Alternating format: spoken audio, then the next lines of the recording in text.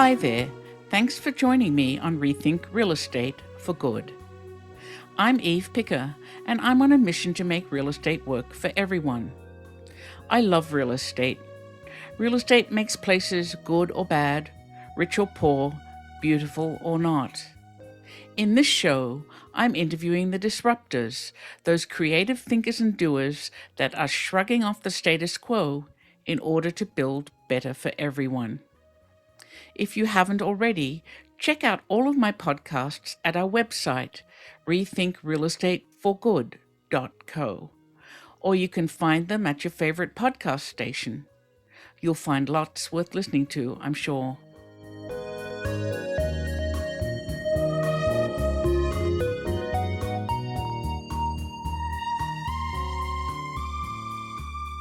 From an early age, Rico Quirindongo was interested in the impact of the built environment on people. That's why he became an architect. But he sees an architect's role as much larger than just designing buildings with a useful life.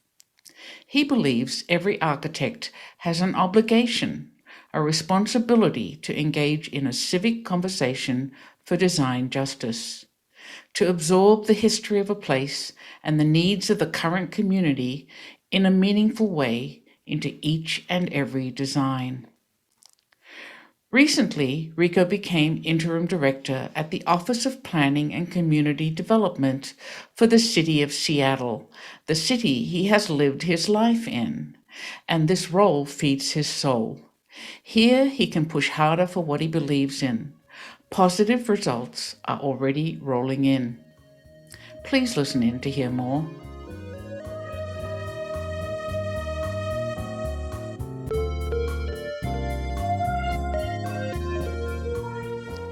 If you'd like to join me in my quest to rethink real estate, there are two simple things you can do.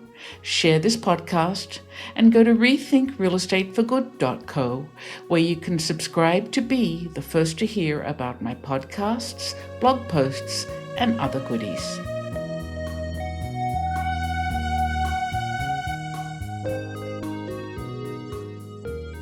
Hi, Rico. I'm just delighted to have this opportunity to talk to you today.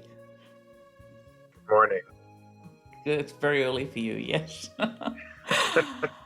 I'm an early riser, so it's okay. Oh, well, that's good, yeah. Let me start by asking you, a big question. What led you to move from an international design practice to a planning department in Seattle? Well, I would want to take a step back. So I began working as a Black architect. Actually, I started working as a Black architect in St. Louis at a Black-owned firm called Kennedy Associates. Moved back to my this was after college. I moved back to Washington State to do my graduate work at University of Washington. And in doing my thesis, which was on the creation of an African American museum for the Northwest, I met a man who was also helping to lead this effort in the community, who was also an architect, Black architect. He he essentially adopted me. I became an intern in his practice. This was in the mid-90s. Donald King, who is a mentor and a friend. I worked for Donald and with Donald, became a partner of his firm for the better part of 17 years. Moved over into this international practice to build the civic side of the practice. This was DLR Group. Wonderful firm. Really appreciated my time there. And I essentially was recruited to join the city. I had actually been interested in Office of Planning and Community Development when it was created. I think that was 5.5 years ago. That position was taken by Sam Asefa, who is now providing leadership in this realm in California for the state. he did a great job in building the office, and I was honored to be able to be brought in. I would say that I'm always looking for like how I can leverage whatever I'm doing today to get to something that has a larger positive impact for community, um, that is scalable. And so taking my small firm community-based practice to an international firm to kind of infuse that type of community-based leadership and design thinking in the international practice, and then bring that same thinking to the city of Seattle now, where I'm able to hopefully impact a much larger community locally. It's very meaningful to me. So what's your role there? So I am the acting director for the Office of Planning and Community Development, and it's a multifaceted role. I mean, so on the planning side, we are in charge of our long-range planning for the city, so Growth Management Act, coordination and compliance with the Puget Sound Regional Council. So we have 6 urban growth areas, sub-area plan work that we have to do. We are leaning into redevelopment of our comprehensive plan, which will be a 10-year plan. So it'll look out to 2044, and it address issues of continued growth of the city, working with our Office of Economic Development regarding what is the relationship to built environment and job growth. And we also are leaning into a discussion around equity. So how do we look at a terrible history of redlining in our city, which is no different than what we saw in cities across the nation? And how do we really begin to reverse some of that damage and help lay the groundwork to build generational wealth for our communities of color who have been underserved and undersupported? I would say a couple of other things. Our office convenes a capital subcabinet. So I'm a member of the cabinet for the mayor. And we convene on a monthly basis a cross-collaborative discussion with 10 capital departments across the city, including, like our Seattle City Light and our public utilities, and our Department of Transportation, to look at how are we making place-based decisions related to how we're investing dollars, and kind of to try to push beyond the silos of kind of each department's individual capital program. And then lastly, I also help lead our Equitable Development Initiative, which is our largest investment in the community development side of the work. So long range planning, the stuff that's up to 20 years out, it's really hard for people that are living their daily lives, like, what does that work really mean to me? The community development side, we're working on the ground in the trenches with our Equitable Development Initiative, investing around $20 million a year into community-led projects. It is BIPOC-led projects, community-based, multifaceted, many different types of projects, some housing related, all invested in different types of services being provided to community. It's very inspirational, and it really connects the dots between kind of our aspirational long-term goals and like work that we can do in the day-to-day that's actually making a difference in people's lives. So one of the questions I was going to ask you, which I think you answered, is does this work feed your soul a little better than the private practice? Yes, absolutely. Sounds like it does. Yeah. Yeah, I would say that I feel very fortunate. Like, I think that from the beginning, really, as an intern, it was important to me to be able to do work in the community and to do work that had meaning and value. whenever I have the chance to, be on a panel discussion or speak with students at a university,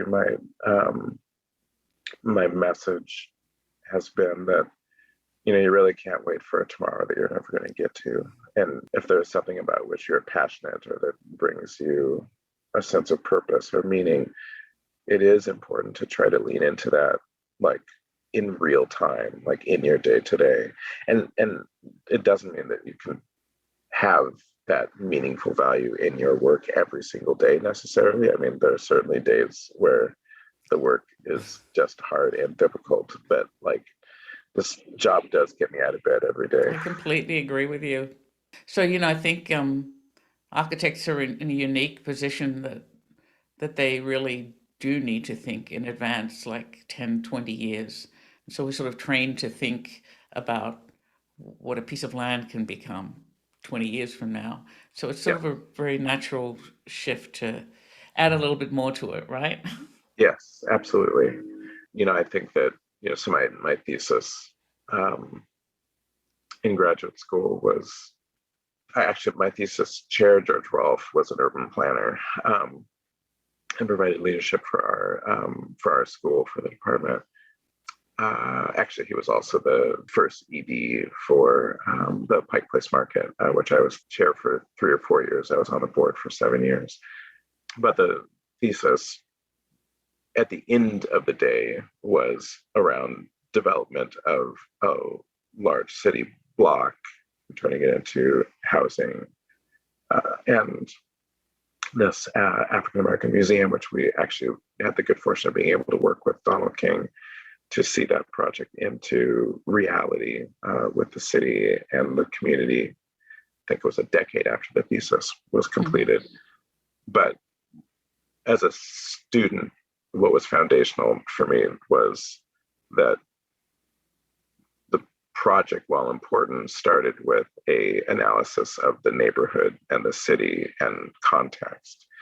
I think that it is critical that as we make investments in individual site solutions as architects, or as individuals or as a city, like it is critical to think about what's the ripple effect of that individual site outward into community, into a urban context, or depending on where you live, a rural context as well. Like it's more than just what happens on that single site.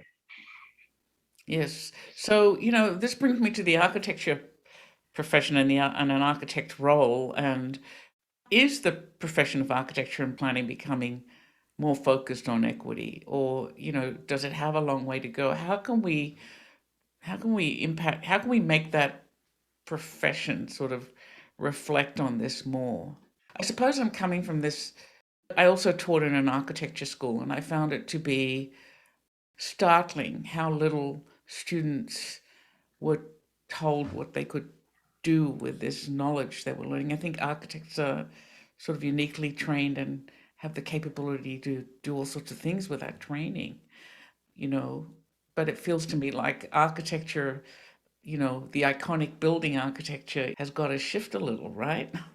I think it is. I mean, I think that 150 years ago, if this was a very white male-led profession, and in some regards that is still the case, but it was a profession that was of privilege, again, still is, but one where the focus was on more of a elite clientele that could afford to bring on board an architect and do expensive developments that were focused on the individual.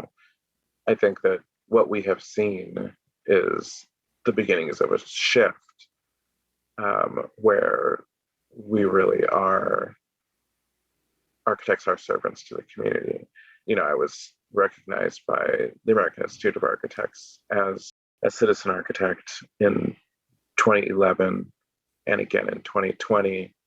And I think that part of what the Institute of Architecture has acknowledged is, the importance and value of what the profession can and should be doing to help lift up diverse voices, invest in social change through built environment projects, and understand that to get to a place that is about equity in the community is a multifaceted discussion. And I often talk about Kaiser Family Foundation, social determinants of health, which there are 6 buckets of consideration regarding if looking at the whole health of an individual, a family, a community, you have to address all 6 of those buckets. One of them is social and cultural context. One of them is built environment,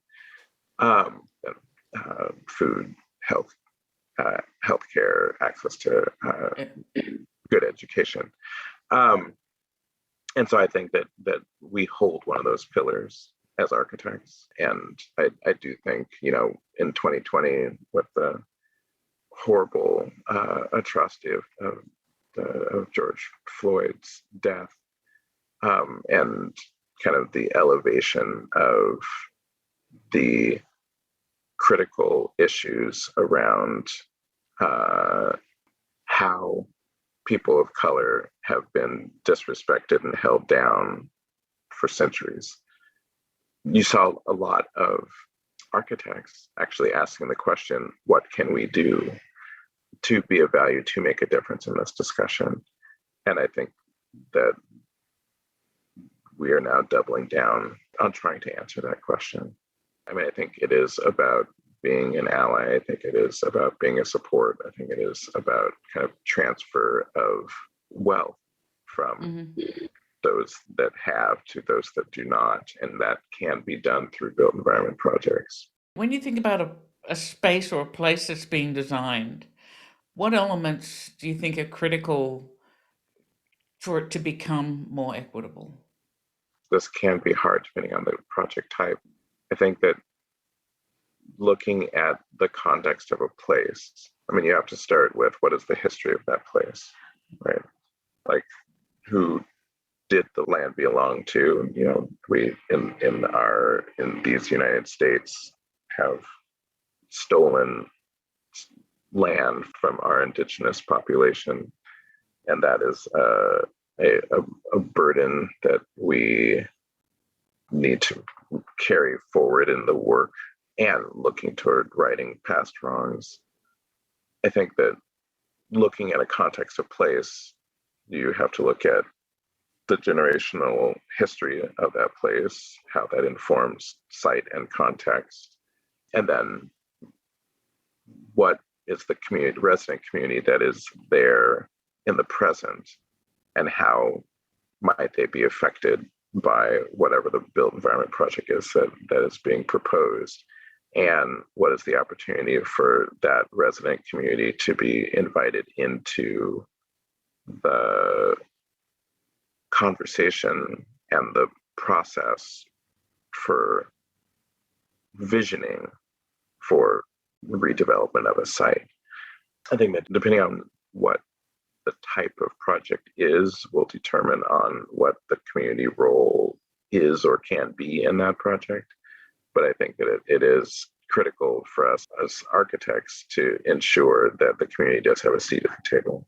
Interesting. Yeah, I mean, I was at the planning department many years ago, and community engagement really meant just some meetings with the community many years ago. I mean, how has that shifted? What does that really mean today, like community engagement? It is a dangerous prospect. It's very easy to get trapped in a box checking process where, City of Seattle, we have a regulatory process which requires that for many projects you have to go through design review in order to get your building permit, and that requires that you have 2 community meetings. So you go out and talk about height, bulk, and scale of the project, and then come back for a second meeting and talk about how facades will be articulated. And it's easy to, I shouldn't say easy, but it is not unusual for that process to look or function performatively, but not actually engage the community in a real conversation about things that they care about. I think that latter conversation is hard. It's very hard. Yeah, It is. very hard. When I was the chair for the Pike Place Market PDA Council, Preservation Development Authority, honestly, we had public open meetings every single week with a very engaged resident population. Between over 300 businesses, mostly small businesses, Mm-hmm. and residents that live on that urban campus, if you will. A lot of people very much cared about their built environment and their families and businesses, and like would show up to those meetings to like hold us accountable for decisions that we made, many of which were about the buildings that we owned and the public realm environment that we were responsible for. And it is much easier to make decisions about what a building looks like and how it impacts the environment when you are doing the design, executing the project, and then walking away. It's much harder to do that when you're going to be held accountable week to week, like long after that project is completed. That is certainly an attitude that Donald and I shared in private practice with our small Black-owned firm, that not only around the idea of repeat clients, but just around community accountability. You have to do well by community through the process. Community has to see themselves as a part of the conversation and not in a tangible way. Mm-hmm.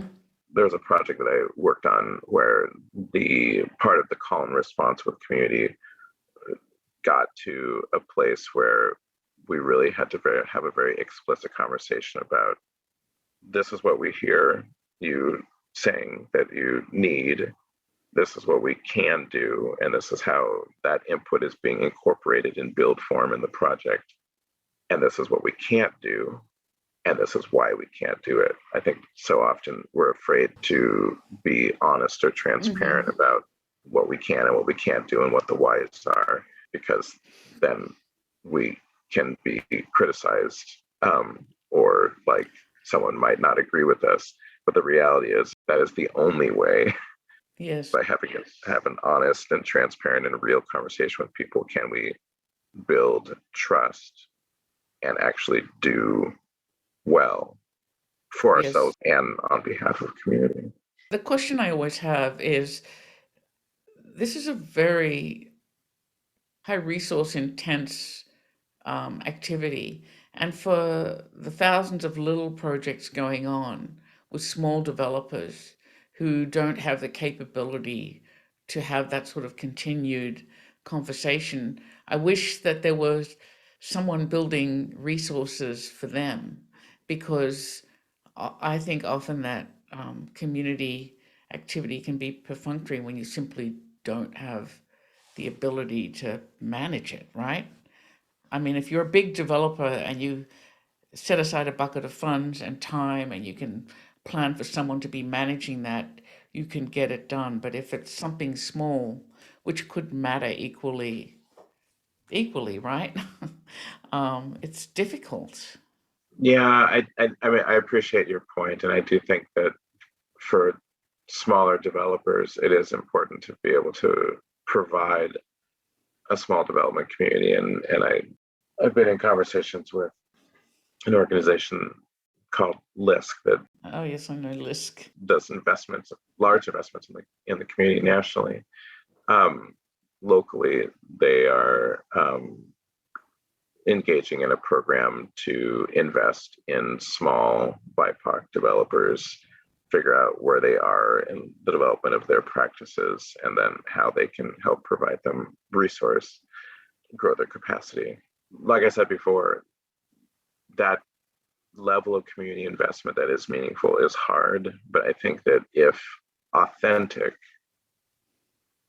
then it becomes more straightforward. And what I mean by that is, it is very difficult for a developer to come in from outside the community into a place, propose a project without having community context or contacts. And I think that while I understand that if you're a small developer, you have limited resource, I still think that from a place of responsibility, that part of that resource has to be allocated to talking to people in the neighborhood, talking about your project, understanding what the context and impact of it is, and having that inform the design and implementation, including hiring a small business, other small businesses that are part of the construction project or become residents in the project. I think that the activity is scalable. I understand that smaller projects have more limited resources and therefore can't do the same things that large projects can. But I also know that small developers often find themselves more connected with community in their projects than large corporate ones. I don't think it's simply an issue of scale. Yeah, no, I see that. So I suppose I want to know, how can we actively make places that work for everyone and that everyone feels comfortable in? I understand the history and the engagement, but how does that translate physically? Like, have you got an example of a project where you think it might have turned out very differently if there hadn't been that engagement? I'll talk about this project that's opening up now called Midtown Square. It's a project that was built by Lake Union Partners here in Seattle. I was brought in to lead a community conversation because there was a fissure between what the white majority developer was looking to do, building of 430 units, and what the community saw, which was a white developer coming in and taking over what was a very important site to that community at Union and 23rd in the Central District, which was a historically Black neighborhood in the city. You don't choose easy conversations, do you? No, no, I don't. Through a community engagement process, so we created a series of open houses, one-on-one interviews, small group discussions, meeting people where they're at, going to the local school, public events to talk about the project. Really sought to get community input and direction.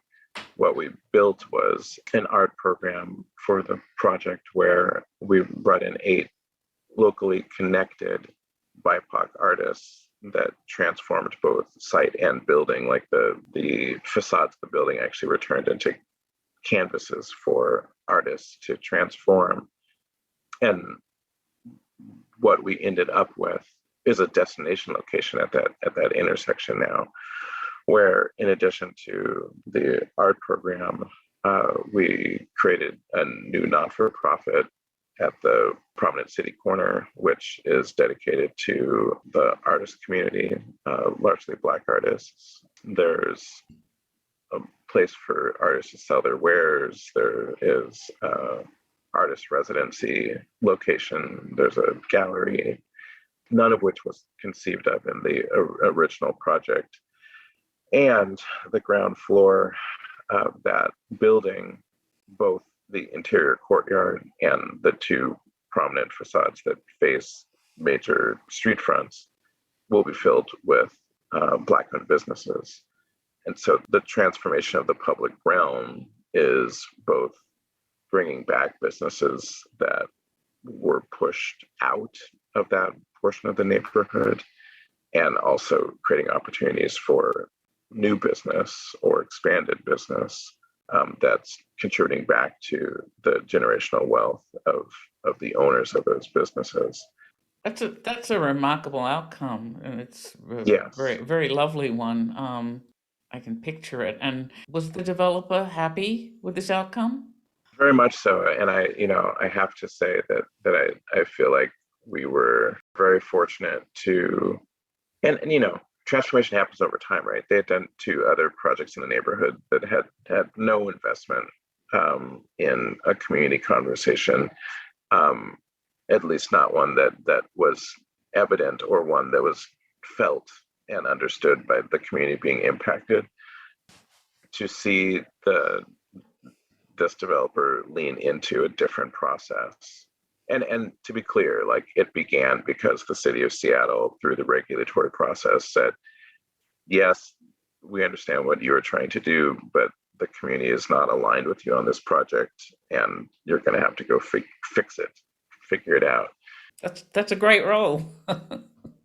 It Yeah. was an important role. I think that we were very fortunate to be able to work with a developer who could respond to Hmm. a different viewpoint and different ideas than what they may have initially visualized, or the extent to which, the level of investment that was asked of them was very different than where the project Yeah, no, and conversation started. I don't know how they could have imagined that outcome. It's pretty Yeah. terrific. I do want to say, like, just on our funding portal, what's been a really interesting shift that we've noticed over the last year or two, again, since the horrible George Floyd episode, larger and larger developers have been coming to us in an effort to kind of integrate raising capital from the community or letting the community have some ownership in their project as well. It's been a really pronounced shift. So I think all of this is kind of happening together. It's fascinating and fabulous.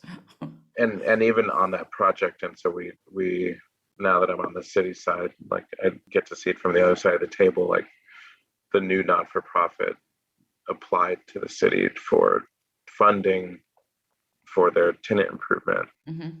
the one that's dedicated to artists on the ground floor. That there was a push, like that was not what the original intention was for that corner. Actually, it was going to be a CVS pharmacy. Oh, I like this much better. Yes, everybody did, developer included.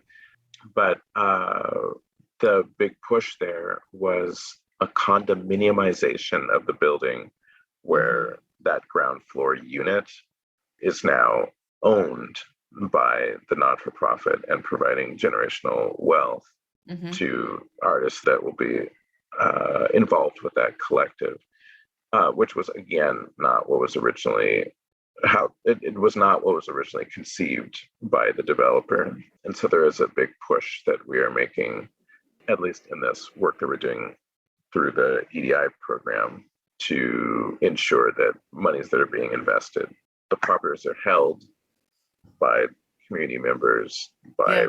BIPOC owners, that actually helps them get to a better financial position. Yeah, we just completed an offering actually for the San Francisco Community Land Trust, which was really interesting because they purchased a 41 unit building with some retail space that was a commercial rental building, and they are going to be converting it over the next few years into a BIPOC owned cooperative for the people Nice. who live there.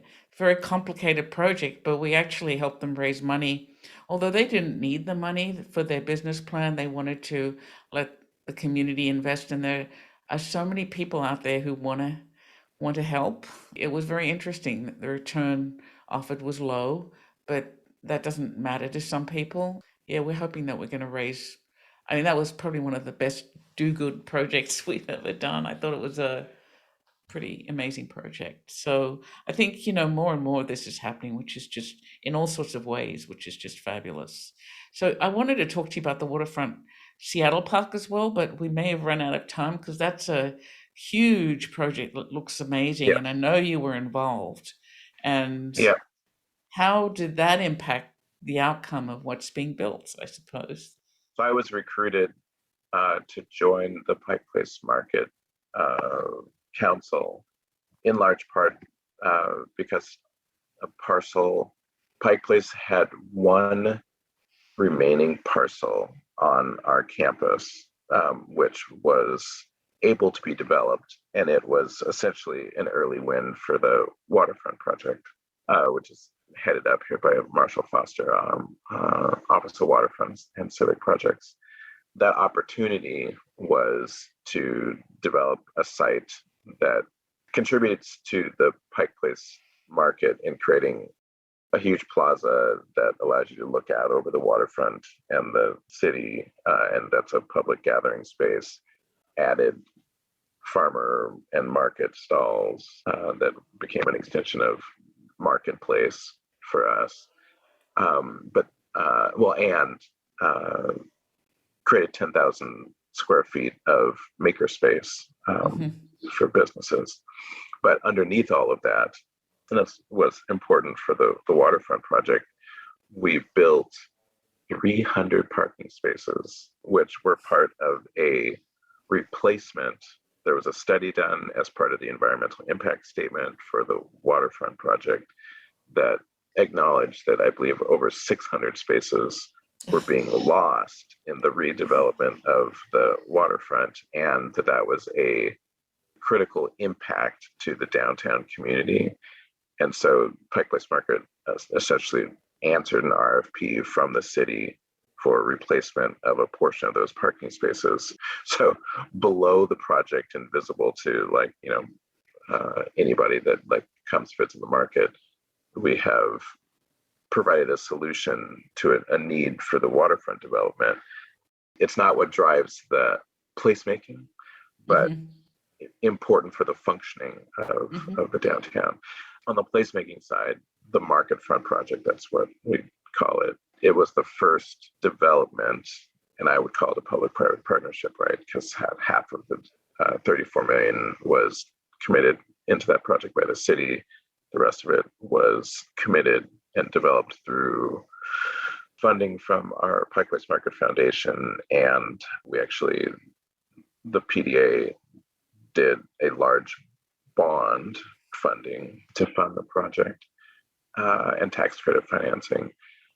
But, we had this opportunity to create a public space, public gathering that contributes back to public realm.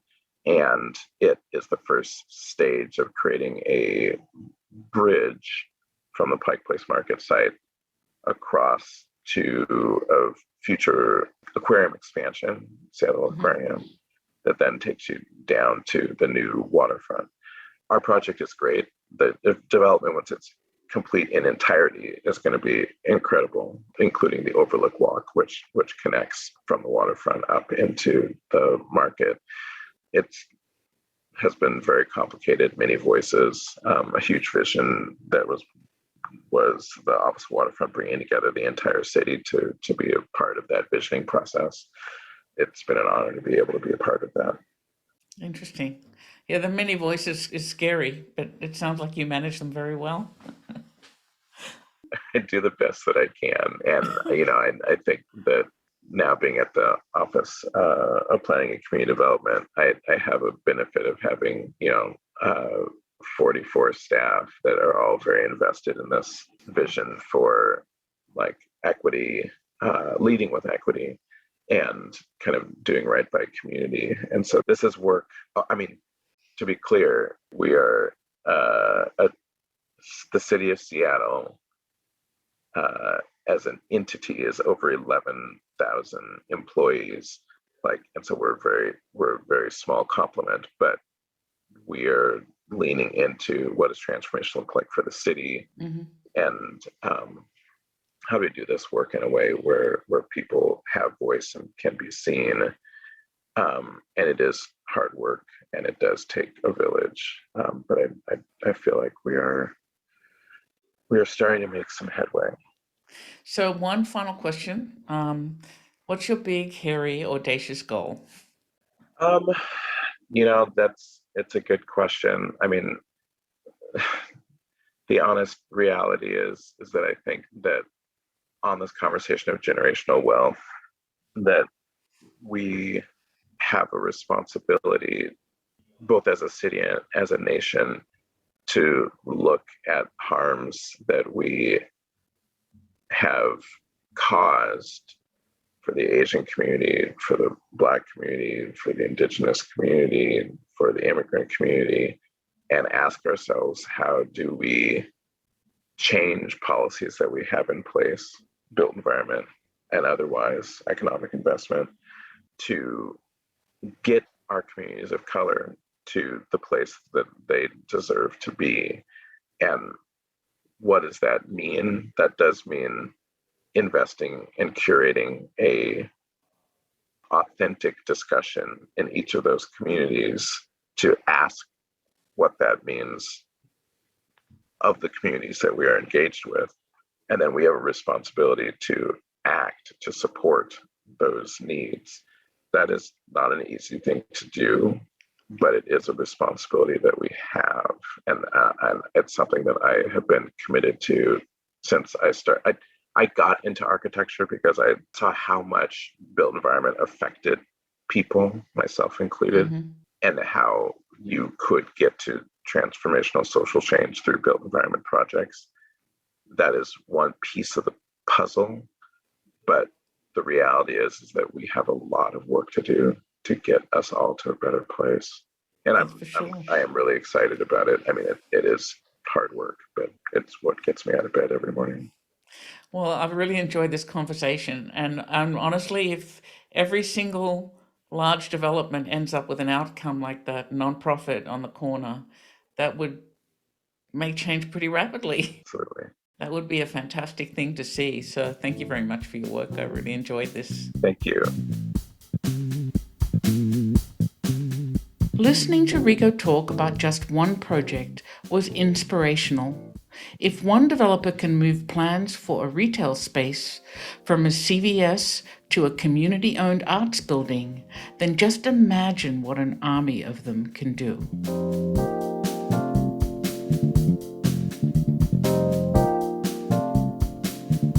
You can find out more about this episode or others you might have missed on the show notes page at our website, rethinkrealestateforgood.co. There's lots to listen to there. A special thanks to David Allardyce for his excellent editing of this podcast and original music. And thanks to you for spending your time with me today. We'll talk again soon, but for now, this is Eve Picker signing off to go make some change.